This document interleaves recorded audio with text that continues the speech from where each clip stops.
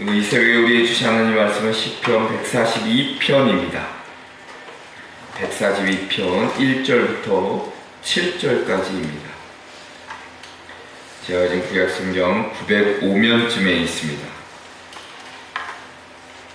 1절부터 7절까지를 한 절씩 교독하겠습니다. 내가 소리내어 여호와께 부르짖으며 소리내어 여호와께 간구하는도다. 내가 내 고통을 그의 앞에 토로하며 내 구원을 그의 앞에 진술하는도다. 내 영이 내 속에서 상할 때에도 주께서 내 길을 아셨나이다. 내가 가는 길에 그들이 나를 잡으려고 올무를 숨겼나이다. 오른쪽을 살펴보소서. 나를 아는 이도 없고 나를 피난처도 없고 내 영혼을 돌보는 이도 없나이다. 여호와여, 내가 주께 부르짖어 말하기를 주는 나의 피난처시오 살아있는 사람들의 땅에서 나의 분기이시라 하였나이다. 나의 부르짖음을 들으소서. 나는 시기 비천합니다. 나를 핍박하는 자들에게서 나를 막으소서. 그들은 나보다 강하니이다. 함께 읽겠습니다. 내 영혼을 옥에서 이끌어내사 주의 이름을 감사하게 하소서. 주께서 나에게 갚아주시리니 의인들이 나를 두루리이다. 아멘. 오늘도 거룩한 주일입니다. 예배 전에 나오신 성도님들 위해 하나님의 위로와 평안이 가득하시기를 먼저 주님의 이름으로 축원합니다. 오늘 말씀의 제목은 고통 속에서 울려 퍼지는 믿음의 고백입니다. 고통 속에서 울려 퍼지는 믿음의 고백. 먼저 본문을 크게 세 단락으로 나눠보면 1절부터 3절까지는 나의 길을 아시는 그 하나님에 대한 믿음의 고백이 기록되어 있고 4절부터 5절까지를 보면 나의 피난처가 되시는 그 하나님에 대한 믿음의 고백이 또한 기록되어 있습니다. 그리고 6절부터 7절까지는 나의 인도자가 되시는 그 하나님에 대한 믿음의 고백이 오늘 이 시편 142편에 담겨져 있습니다. 우리 현대인들이 가장 깊숙이 두려워하는 감정 가운데 하나가 바로 이 외로움과 고립입니다. 우리가 기술 덕분에 그 어느 때보다 많은 사람들과 SNS든 어떤 인터넷을 통해서 많이 연결되어 있는 듯 보이지만 역설적이게도 마음 깊은 곳에서는 마치 홀로 남겨진 섬처럼 극심한 외로움을 느낀다고 합니다. 사랑하는 가족도, 오랜 시간을 함께한 친구도, 매일 얼굴을 마주하는 동료조차도 내 진심을 온전히 이해하지 못하고 느껴질 때 차마 입 밖으로 꺼낼 수 없는 답답함이 있고 하염없이 눈물 짓고 싶지만 기댈 곳조차 없는 외로운 상황은 우리를 더욱 깊은 절망 속으로 밀어넣을 때가 있습니다. 이처럼 마음이 낙심하여 텅 비어버리고 삶의 기반마저 흔들리는 듯한 그 불안감이 엄습해 올 때 인간은 본능적으로 그 고통으로부터 벗어나 안전한 피난처를 갈망하게 됩니다. 이렇듯 예측할 수 없는 삶의 여정 속에서 누구에게도 터놓을 수 없는 깊은 외로움과 형언할 수 없는 고통의 순간들을 우리는 예기치 않게 마주하게 됩니다. 마치 거센 파도 앞에 홀로 남겨진 작은 배처럼 마음은 속절없이 무너질 때가 있고 기댈 언덕 하나 없이 덩그러니 홀로 남겨진 듯한 그 냉혹한 현실 가운데 우리의 삶이 참으로 아프게만 다가올 때가 있다는 겁니다. 오늘 시편 142편을 함께 읽었습니다. 다윗이 아둘람 굴에서 도망자 신세로 숨어 지내며 부르짖었던 탄식의 기도입니다. 고립과 억울함, 생명의 위협 가운데서도 사람을 의지하지 않고 하나님께 시선을 고정하며 부르짖고 있는 다윗의 모습을 우리는 발견할 수 있습니다. 그리고 놀랍게도 이 탄식의 기도는 단순한 절규로 끝나지 않고 하나님을 향한 확신과 찬송으로 이어지고 있음을 볼 수 있습니다. 절망 속에서 울려 퍼지는 믿음의 고백이 바로 이 시편 안에 담겨 있다는 것입니다. 오늘 우리는 다윗의 기도를 통해 사람은 이해하지 못해도 하나님은 우리의 길을 아시고, 우리가 외로울지라도 하나님은 우리의 피난처가 되어주시고, 갇힌 듯한 현실 속에서도 하나님께서는 결국 우리의 삶을 인도해 주신다는 그 믿음을 함께 붙들기를 간절히 소망해 봅니다. 그래서 오늘 말씀에 우리가 기억해야 될 첫 번째는 하나님은 나의 길을 아신다라는 겁니다. 오늘 1절부터 3절에 보면 내가 소리내어 여호와께 부르짖으며 소리내어 여호와께 간구하는도다. 내가 내 원통함을 그 앞에 토로하며 내 후환을 그 앞에 진술하는도다. 내 영이 내 속에서 상할 때에도 주께서 내 길을 아셨나이다 고백합니다. 자, 오늘 그 말씀에 그 부제가 있습니다. 시편 142편에 그 부제 쫙 조그만 글씨가 하나 기록되어 있는데, 바로 다윗이 굴에 있을 때에 진 맞쓰길 곧 기도라고 부제가 기록되어 있습니다. 어찌 보면 이 굴은 어디를 가리키냐면 바로 아둘람 굴인데, 자, 시편 142편의 표제에서 기록된 것처럼 이 굴은 바로 물리적인 장소일 뿐만 아니라 정서적인 영적인 외로움의 상징을 뜻합니다. 다윗이 철저한 고립감과 절박한 외침이 담겨 있음을 바로 이 장소 안에 표현하고 있습니다. 아둘람굴은 사울의 추격을 피해 다윗이 숨어 있었던 은시처였고, 그에게는 왕으로 기름 부음을 받았지만 아직 왕이 아닌 자로서의 긴 시련의 시간과 맞닿아 있는 장소가 바로 이 아둘람굴입니다. 자, 본문을 보면 다윗의 절박한 기도의 소리로 시작됩니다. 그 이름 안에는 단지 지형적인 은시처를 넘어 다윗의 그 극심한 고독, 신앙의 탄식이 배어 있는데, 자, 오늘 사울에게 쫓기던 다윗이 이 굴에서 피난하고 있던 그때에 현실은 불안했고 마음은 지쳐 있었고 주변에는 신뢰할 자가 아무도 없었던 그때에 1절에 다윗은 소리내어 여호와께 부르짖습니다. 소리내어 여호와께 간구합니다. 단순한 반복이 아니라 절박함의 강조죠. 고통 속에 외치는 울부짖음입니다. 하나님의 자비를 간청하는 겸손한 요청이기도 합니다. 다윗은 하나님 앞에서 감정을 숨기지 않고 있는 그대로의 고통을 소리내어 토로합니다. 그래서 2절에 보면 내 원통함을 그의 앞에 토로하며 라고 이야기합니다. 쏟아 붓는 겁니다. 나의 원통함과 나의 아픔을 하나님 앞에 그냥 쏟아 붓는 겁니다. 감정을 가공하거나 정리된 문장으로 포장하지도 않습니다. 있는 그대로 정제된 언어가 아니라 마음 그대로 하나님 앞에 토로하고 있습니다. 3절에도 보면 내 영이 내 속에서 상할 때에도 라고 고백합니다. 절망의 끝자락에 서 있는 그 다윗, 그러나 바로 그 순간 그가 결정적인 신앙 고백을 합니다. 3절에 보면 주께서 내 길을 아셨나이다 라고 이야기합니다. 절박한 그 심정, 그 순간 속에 다윗의 고백을 우리는 보게 됩니다. 어찌 보면 아셨나이다 라는 것은 단순히 아는 것을 넘어 관계적이고 체험적인 깊은 이해를 의미합니다. 그러니까 하나님은 다윗이 어디에 있는지 어떤 상태인지를 아시는 분이 아니라 그가 처한 상황, 그 속에서 느끼는 고통, 그 절망도 지금 꿰뚫어 보신다는 겁니다. 자, 그래서 내 길을 아셨나이다 라는 말은 단지 다윗이 걷는 경로를 의미하지 않습니다. 그 길은 성경에서 자주 인생의 전반, 곧 삶의 여정과 방향성을 나타냅니다.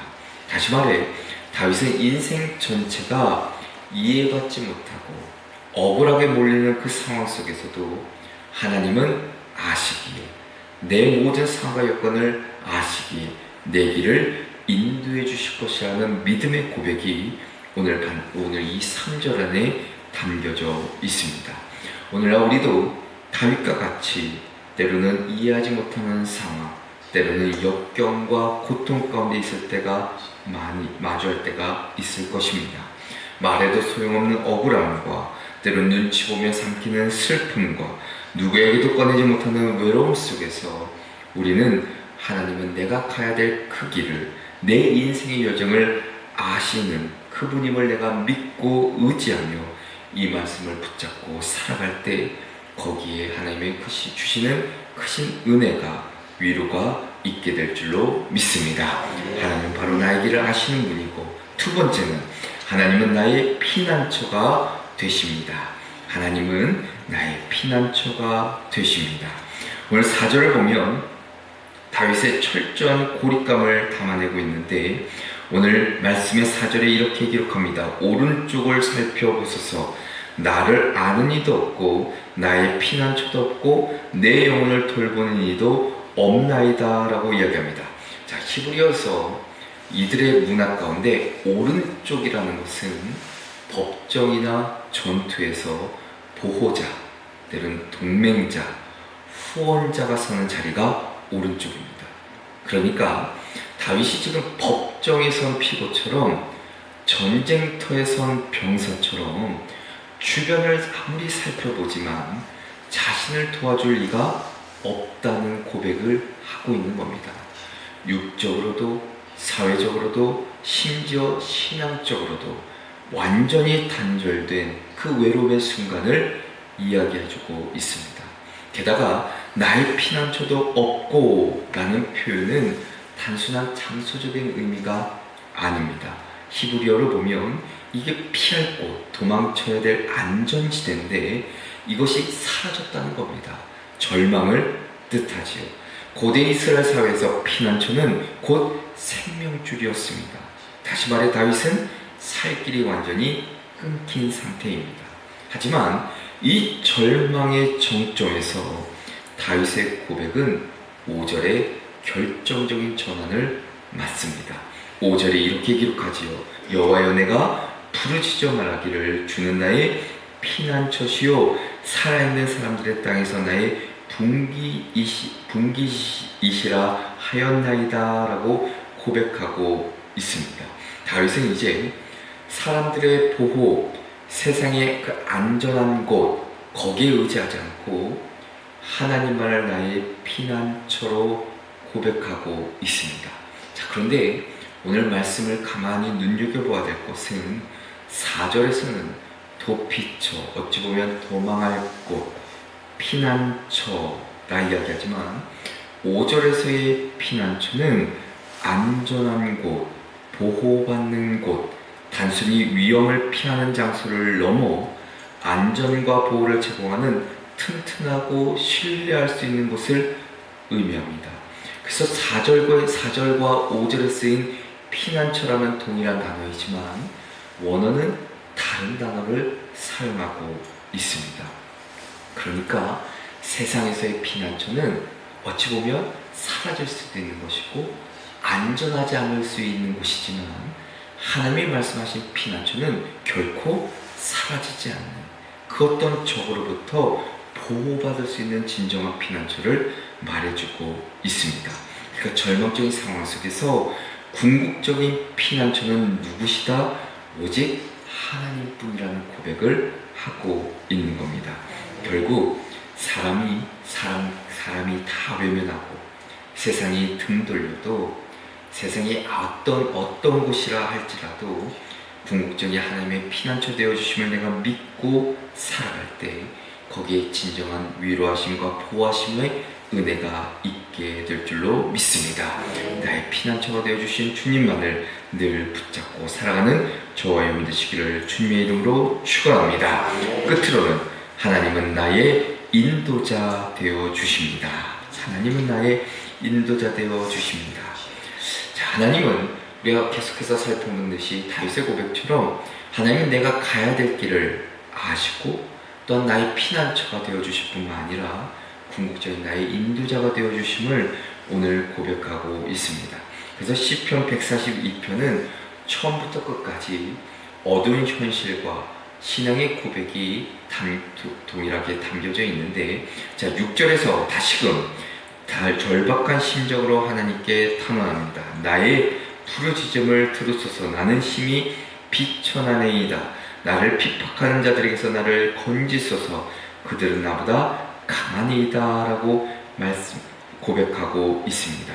내가 심히 낮아졌사오니 라는 것은 정말 내 삶이 정말 기운이 다 빠지고 한없이 연약해진 상태입니다. 단순히 피로가 아니라 나의 삶의 존재 전체가 무너지는 수준의 그 어려움을 뜻합니다. 자, 여기서 다윗은 자신의 무능함을 고백합니다.